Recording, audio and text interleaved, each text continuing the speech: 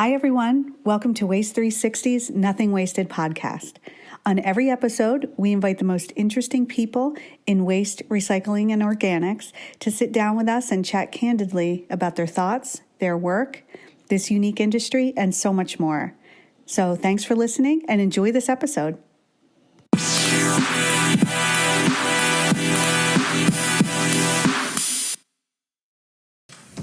So I'll introduce myself first. Mike Schwalbach with Sierra Container Group. Just quick background. I have been in this industry for about 30 years. I started my undergraduate degrees in engineering, mechanical engineering. I started in operations and manufacturing. I've been on the supply side for my entire career to this industry. And I started on the operations side, went into sales, and then into management or leadership. So I've been very fortunate. I'm very grateful to have those different perspectives in different parts of the business. So I started Sierra Container about 6 years ago. I worked for another company for about a little over 25 years. Again, in the same space. Sierra Container Group, we make, our main line is the plastic rollout carts, and we do a few other things. Yeah. Aaron Bradley, currently Regional Vice President for Waste Connections out of our Central region. I've been with Waste Connections for 12 years now. Typical Waste Connections fashion, you got to move around 3 or 4 times to work your way up. Started actually as an accountant, as a controller, in small town Idaho. That's where I'm from. My father was a cattle rancher and an attorney, so a very unusual upbringing that I didn't realize at the time. From the controlling standpoint, spent some time up in Alaska, jumped over to the operations for Waste Connections as an ADM, spent about a year at Vancouver Hauling, which was fascinating to see the staple, the mothership. The Vancouver Hauling was the very first company that Waste Connections ever bought, and it was good to learn from a lot of the frontline leaders there. From there, I became district manager at our OPF, Portland, Oregon district, and then 5 years ago I moved to Denver.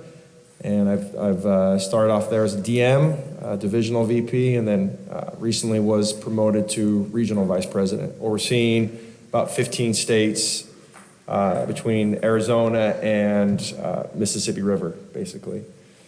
The one thing that I would like to add about Mike, very, very humble guy, but we mostly buy our carts from Sierra. And one of the main reasons that we do, in the vein of servant leadership, it doesn't just end with our employees. We're really big having that relationship with our vendors, with the communities that we serve, and even to the extent with the families of our employees. And Sierra Container and Mike have a very similar culture. So consider him a friend, and we have a great relationship. Thank you, Aaron. Yeah, I would say that a big part of what we do at Sierra is, and who we partner with, it's based on people. I don't care whether it's our other team members, but it's suppliers, customers. We call them partnerships. It's really based on people who we're working with. I actually think, Waste Connections to me and the leadership and the servant leadership, I think, is pretty amazing, because when you grow as a company like they have, to keep that style of leadership, which is not easy, I think it's incredible. I'm sure Aaron can tell you that through the years as they've grown. How many people? 20,000 people in the company? I think almost 22,000 now. 22,000, yeah. It's just incredible to keep that leadership style. So kudos to Waste Connections. Maybe I'll just say a couple intro things, and then I'll pass it on, Aaron. I guess that's one point. Waste Connections, 22,000 people. I think you're going to get a good contrast. Sierra Container is a very small group, so we're different in a lot of ways, like the size. number of people, etc., but we're very similar in the servant leadership. I am not a PhD in servant leadership, so I'm going to tell you that right now. I have gone to some classes and read some books. So I personally think Aaron here is the PhD or guru in servant leadership. But what I can convey is just more, trying to think, I don't like talking about myself, it's more of who I am as a person and qualities and traits and treating how we treat other people. And I'm going to put that into the context of servant leadership. A lot of leadership traits you hear about, but maybe haven't thought about how it's in context with people specifically in servant leadership. So, I would say that, again, I'm not sure if this is right or wrong, but I don't think of servant leadership as, I go to work, it's no longer 9 to 5, whatever it is, 6 to 6, or whatever your hours are. I don't go to work and all of a sudden become a servant leader. Just who I am. It's 24/7. It doesn't matter if it's family members, team members, just who I am and how I conduct myself. So I just wanted to mention that. Yeah. I think that's a good segue. Something that we're always trying to preach, or at least I'm trying to preach to my team, is our first line of defense when it comes to our culture, and our culture at Waste Connections is simply servant leadership. It's something that we live and breathe. It's in our DNA, and we try to define ourselves on who we hire, who we fire, and who we promote. And in my opinion, that's the definition of culture. And for Waste Connections, and at least in my region, I'm always preaching we have to have a Harvard mentality. And what I mean by that is I think it's 5% of everyone that applies to Harvard actually gets in. Well, we feel like at Waste Connections, if you let everyone in the door, you're diluting that culture. And the one thing that we try to hone in more than anything is, are they a good person? Is there a level of humility when we're interviewing this person? Can they grow? Do they have a student mentality? I think that keeps you humble when you're constantly learning. But we are very, very intentional about our hires. Try to be. We're far from perfect, but that's our first line of defense on our culture. We're in the waste industry, and the service that we provide, it's nothing fancy. We don't do anything different than our competitors. We feel the only way we can differentiate ourselves is through our people. And the journey of servant leadership, and I want to be very clear, it's a journey. I don't have this figured out. I don't think anyone at Waste Connections has this figured out. It's like trying to stay fit, trying to stay healthy. You got some good days and bad days, but you just want to be moving in the right direction.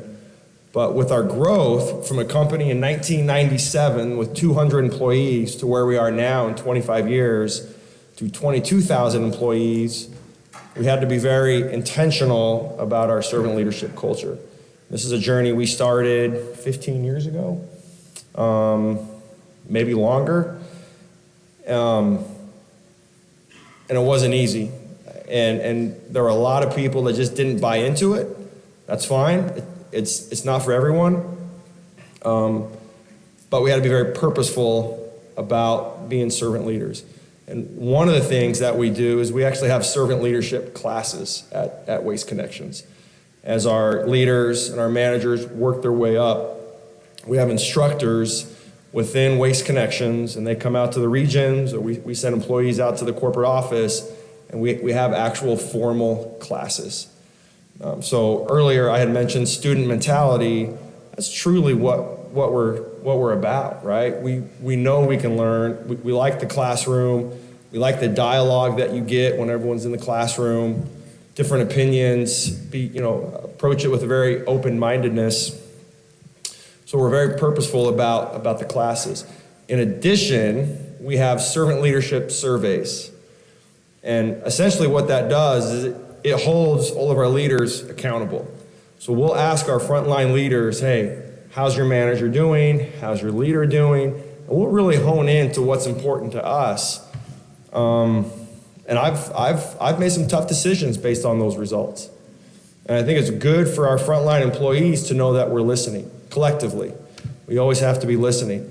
And we take a lot of pride in those, we call them SL scores, SL surveys. See Jocelyn out there, she knows what I'm talking about. But that's another way, again, in our model, there has to be a level of accountability all the way up the org chart. So for Waste Connections, the trainings, the surveys, I think more than anything, I think you have to exemplify servant leadership. And Ron Middlestat, who founded Waste Connections, anyone that knows Ron, I think he's the caricature of a servant leader. That's a little journey for Waste Connections. I should have mentioned that from today, I would think it would be great if everyone here walked away with just one idea, one thought, one thing that you could take with you. Maybe it'll change your perspective a little in leadership or servant leadership and what you do. So hopefully everyone gets something out of this. I should have mentioned that from the start. Yeah, I wanted to just comment that in business, a lot of times we hear people say, well, I'm investing in the business. I'm investing back in the business. Okay, I'm not sure what that means. You'll tell me more about that. A lot of times you'll hear, well, I'm buying this piece of equipment, I'm putting up capital, I'm buying this facility. Like, okay, what else? And then you will sometimes hear, well, I'm investing in the people. Like, okay, well, how are you doing that? And a lot of people think that's by compensation or some perks. It's all part of it. Those things are very important. But what I would tell you, it's much more than that. It's things like how you interact with them, how you are creating an environment for success for all the people in the organization, how you are empowering them. That, to me, is how you are investing in the business. I would say it's a single number one way you can improve your business. Mm-hmm. As a general statement, there's always one-offs, always exceptions. That's a single thing that I would advise. Think about the people in your organization and how you can improve that group. Because you don't really think about the results when you're doing that, it will turn into results. Mm. To me, the ROI on that is number one. It's the way to put your time. I'll talk a little bit about time and energy later, but that's where you should put some time and energy into the business. Yeah. Something else I wanted to touch on, and Mike alluded to it. I think we have to acknowledge the difference between management and leadership. There's a fundamental difference. And with us and our model, I always tell my team, we have to be 80% leadership, 20% management. There's a difference. Management, again, in my opinion, is policy driven. It's following the org chart. Leadership is standard driven, right? You have certain standards that you have to try to exemplify and live by. I think management is easy. I really do. It's scalable. You can put a policy out and that can impact 20,000 employees just like that. Leadership's not. You have to cater and you have to specialize and you have to be surgical when you're a leader because you have to adjust to that individual person. And to Mike's point, we have to invest in people. We are nothing without our people. And, I was trying to write some notes and I said, well, shoot, servant leadership, let's just talk about our people. That's it. Game over. If we're not talking about our people, we have failed. And now you've become a management. And we firmly believe that relationships drive results every single time. And if If you're using, if you flip that and you're all about the results and you're using your people to get the results, then you're a poor manager, and I don't want you on my team. You have to be about the people. When we go and look at districts and we look at divisions, if they're not getting results, 10 out of 10 times, it's a lack of leadership. Our number one value is safety. You could cross that off and put people, and you're going to get the exact same response. It's all about people. It's all about leadership. If you're not responding, if you're not developing people, management does not develop people. Let's just be clear. Management, org charts, there's no way you can develop a person individually if you're just checking a box, policy-driven, and all about being a manager. If you want to hone in and you want to make a difference, you have to be about that person. And that's the difference between leadership. That's why servant leadership is so hard. It's not scalable. It can't be. We're dealing with people. And I don't know if this is going to be controversial, but I tell my people all the time, I love them. Like I'm done of the past where we don't talk about that. Like we just flat out love our people. And if you're a manager, you don't have that type of purpose. You're not in it for the right reasons. And you can love them, just like my kids. I got no problem telling my 10-year-old son where he's at and having a tough conversation. That's easy because I just love him so much. So I think there's a difference between management and leadership, and I think you have to define that before you really delve into servant leadership. Yeah, it kind of brings up one of the points I wanted to make, and you've kind of hit on it, Aaron, and that is it's not easy. You know, I was years ago, I was talking to a leader in the industry, and we were talking about leadership and servant leadership, and we were talking about all the parts of that and the benefits, etc. And at the end of near the end of the conversation, I asked, God, it just seems so obvious that everyone should be doing this. Like, why aren't all organizations doing this? And the answer is pretty simple, because it's hard. It's not easy. This is not flavor of the month type stuff. It takes time and with every individual. And that's why a lot of organizations don't have servant leadership. It's a lot easier to direct down than to have a servant leadership style. So yeah, I was just going to start mentioning some of the notes I wrote down and some of the things that I just kind of do every day. One I wrote down is, I actually tell my kids this quite a bit to get them to focus. Whatever you're doing, do it. So in the context of people, that's when you're talking to someone, or listening, I should say listening first, or talking with someone, that's the proper way to say that. When you're in a conversation with someone, whatever you're doing, you're having a conversation, do it. Be focused. Don't be thinking about other things. Don't be thinking about how you're going to respond. You're there. You're listening. You're watching their body movements. Nowadays, and it's probably been like this for a while, a lot of people like to multitask. You know how it is, like you're on the phone and now a Zoom call and you hear the other person, they're on their keyboard typing. What does everyone immediately think? Oh, they're not really paying attention. They're not. What are they doing? Why am I even having this conversation? That's what the other person's probably thinking. So I'll give you another example is, hey, we're in our cars. We're talking on the cell phone in our cars, hopefully safely. Safety's big in this industry, as you all know. But I would advise you, and we all have to do that. I mean, you got to be efficient, right? You got to get stuff done while you're traveling somewhere.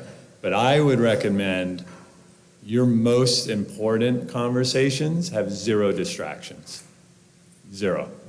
Be completely, and driving is you should be focused on driving, right? So I would recommend, and we all have to do that, like I said, but those important conversations, obviously in person's best, If on the phone or Zoom, 100% focus. Whatever you're doing, do it.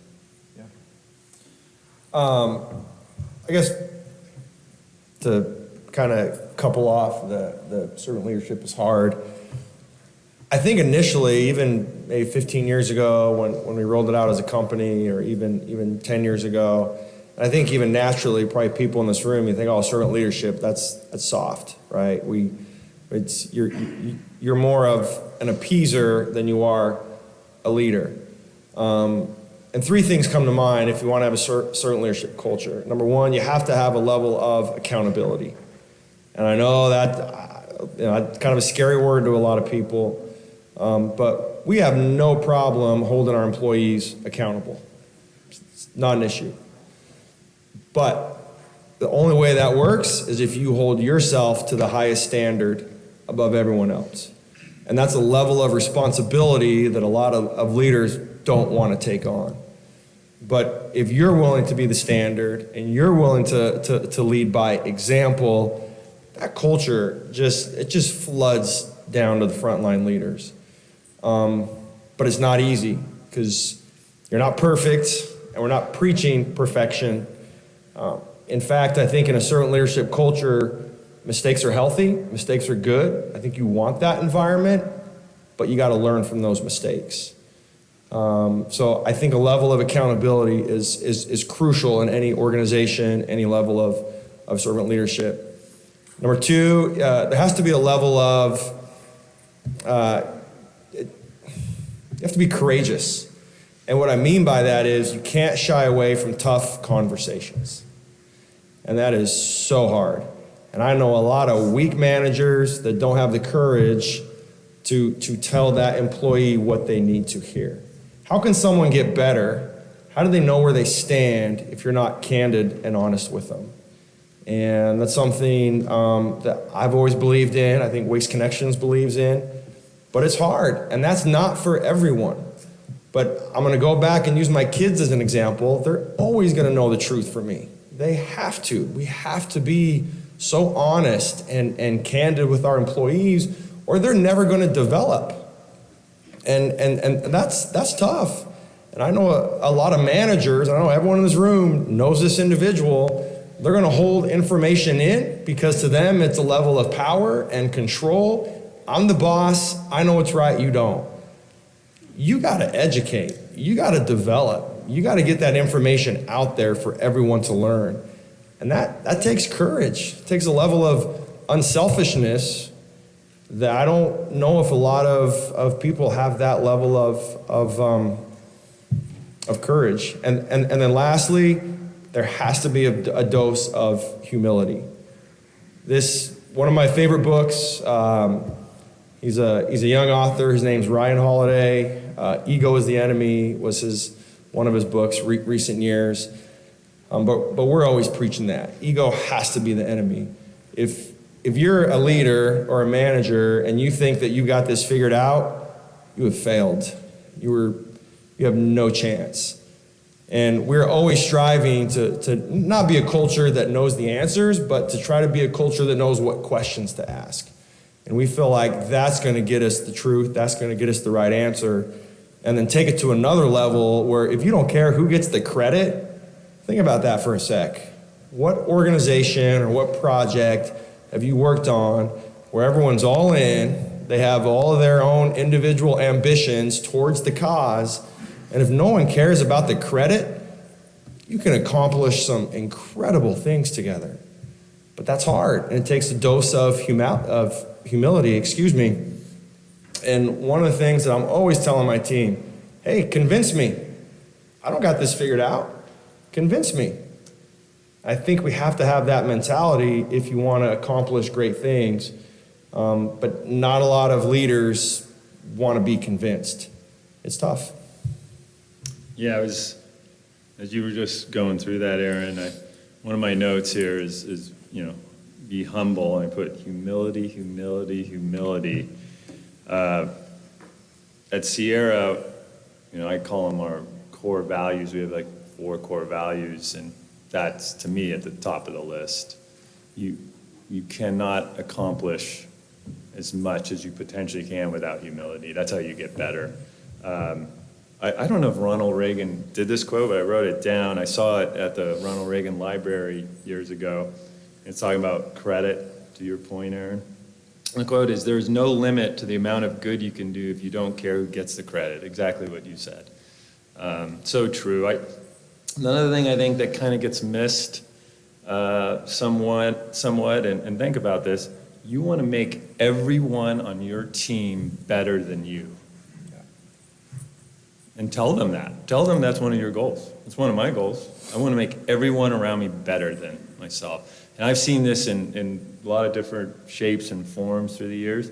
I've seen people that bring on people that they're going to feel more comfortable because those people aren't maybe in their eyes as good, so they won't feel threatened, oh, my job's safe, etc. And I get all that, but the team, the organization, yourself, the team members, you're all going to be better if you're all better collectively. I want everybody on the team to be better than I am. I wrote down here, and we talk about in business, big picture, long term. You always have short-term goals. We all know that. There's always a balance, short-term and long-term. But again, don't just think about the investment in a piece of equipment on that. Think about the people. That when something happens, think about the long-term potential of that person, not what's going to happen next week or today or next month. Think about the long term. Again, it's not all the parts of the business are important, but put that mindset in the focus on people as well. What is the long term? What is this person going to be long term, and how can I help him or her get there? Think in that context. Yeah, and I've been asked before, what percentage of my job do you do? Where do you spend the majority of your time? I easily spend 70% of my time talking about people, developing people, trying to recruit people, thinking about who we're going to promote, thinking about who we're going to hire, thinking about who we're going to fire. It has to be about that. And one thing, maybe it's a little cliche, but every day when I'm driving into work, I always, as I park my car and head into the office, or if I'm on the road, it's all right, today's the day I make everyone around me better. And I think it's hard, especially if you're ambitious and you want to do well in an organization. I think it's hard because a lot of people have ambition, but they make it about themselves. But some of the best servant leaders I've ever been around, they take that ambition and they put it around themselves, and they put it towards everyone around them, and they put it in the organization, and it's incredible what can happen. But it takes a lot of humility, it takes a lot of discipline to encourage to put smarter and better people around you. And I think that's what a true servant leader does. I'm an old basketball guy. I wasn't very good, but I love the game.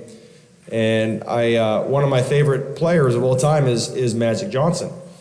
And one of the reasons I loved Magic as a basketball player, and I've heard him say this a few times, is listen, it's not what I can do, it's not what my teammates can do for me, it's what I can do for my teammates. And anyone that knows the game of basketball knows that Magic could have averaged 30 a game, but instead he averaged 19 and 12 assists. And look at what he did with everyone around him. And I think that's, from a basketball analogy, that's the perfect example of a servant leadership, how if you're unselfish, it's incredible what you can achieve with everyone around you. And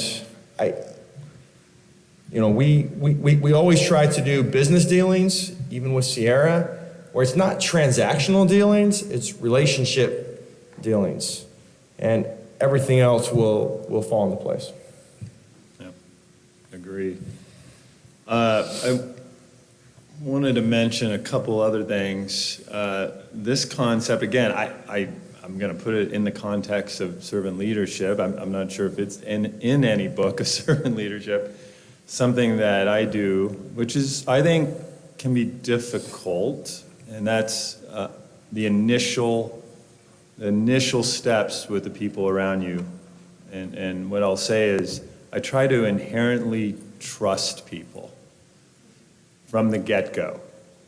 And again, I'm talking whether it's, with a customer, a supplier, or a teammate, I inherently trust them. And I'm not talking about the stranger you meet at the convenience store, right? We're talking about the people in your life, the people around you. Because if you do that, I have another little motto, little things lead to big things. If you, from the get-go, trust someone, you're going to get that back 100 times in the end.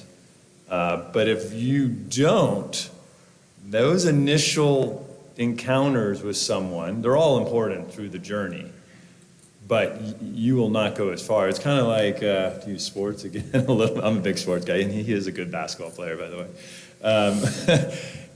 You hear this sometimes, you don't win the golf tournament in the first round, but you can lose it. You don't win the game in the first quarter, but you potentially could lose it. Don't lose someone from the get-go. Initially trust them. And by the way, you're not going to bat 1,000. Something could go wrong. That person does something. You learn from it and move on. So it's not always going to work out. But I bet you'll get so much more in return if you do that. Yeah, and they need to trust you too. Yes. It's reciprocal. It has to be. It's so important. One other little thing that I noticed in my career, early on, I had a boss, let's face it, we learn from other people. That's kind of what servant leadership is. And I would just advise, don't manage up. Many times I would be, you'd be in a group, just maybe casually talking, and you notice your boss wants to go and talk to his or her boss or the CEO. People notice that. At least when I'm in a room, we're all on equal playing field. We're one team here. So don't manage up. There'll be plenty of opportunities to have those conversations with the CEO or someone higher up on the org chart. It's actually more important to have the whole team with you and being engaged. Yeah, and I would add on that. When I go out to the field, the first place I always go is to the drivers collectively, and I want to know their thoughts. I want to know what's going on. I'm gonna hear the truth from them.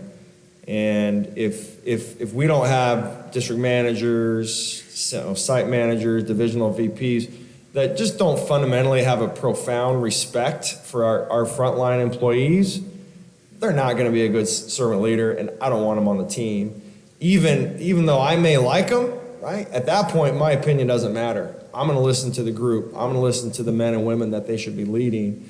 So I think that just adds on to your point. Be very, very careful. And I think in any servant leadership culture, the frontline leaders are going to tell you the truth, and you're going to know who's really the true leader every time. Yeah, I have another little, I guess, mantra or saying, and I know this is hard. We all need balance in our lives. Family, obviously, is very, very important. I don't call it the workplace. I call it the work family. Your work family, and there's balance there. But what I also try to do through the years is just make myself available at any time. I think you'd be surprised. I go back to that other saying, little things lead to big things. And it might be that one conversation, someone really needed you, and it was a Wednesday evening or a Saturday morning. And you can't always be available, I get that, but try to make yourself available. Those conversations or interactions that may happen beyond the normal workplace or time can go a long way. So I always say those little things can lead to big things. Make yourself available. I don't know if I have much more. Looking through my notes here. Let's see.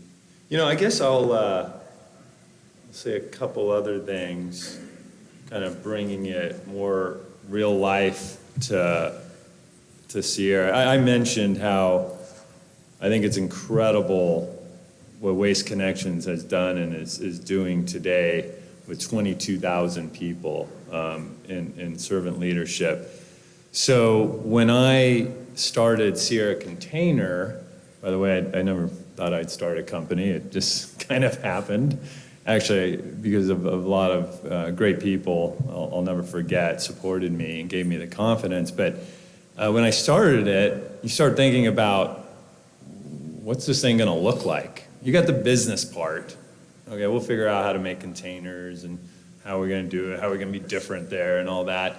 But again, what mattered by far more than that, way more than that, was who was going to be part of this, the people.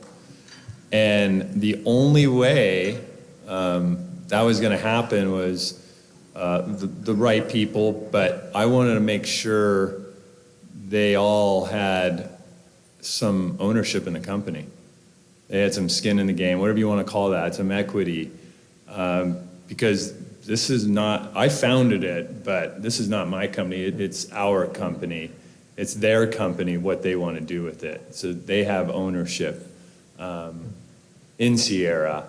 And I know that can't always work out for everybody, I get that, but it was just the way I looked at it and how important that is to the company. And then I guess I just thought, people will sometimes say, well, you could have, we have challenges every day in the business.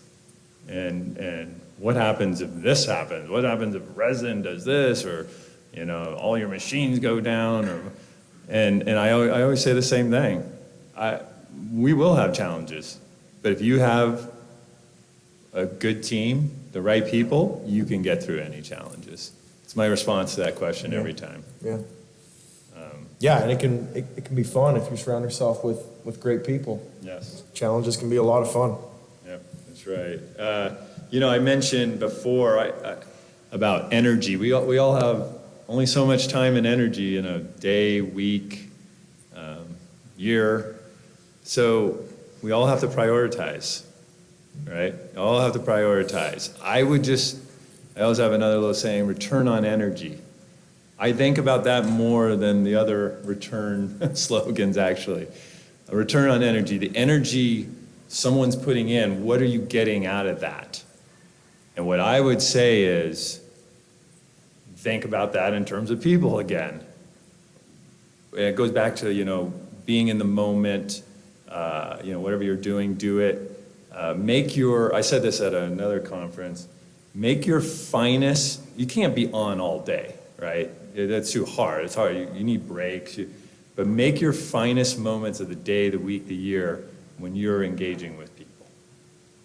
You could do a spreadsheet and this over here, but do two things at once. But when you're engaging with people, make those your finest moments. Mike, Aaron, great job today. In the absence of your moderator, since they don't have one, everybody should know that you go to not this code, but WEB3. You're in session WEB3, and go to Slido, SLIDO.com, and that's where you can rate these guys who did an excellent therapy job for us all today. And I felt like I was in an intimate counseling session. Really appreciate you guys. Great insights. Go to Slido.com. Just because they didn't have a moderator, it's not fair they don't get any feedback, which for me is going to be very positive, and I appreciate you guys doing this. Thanks. Thank you. Yeah.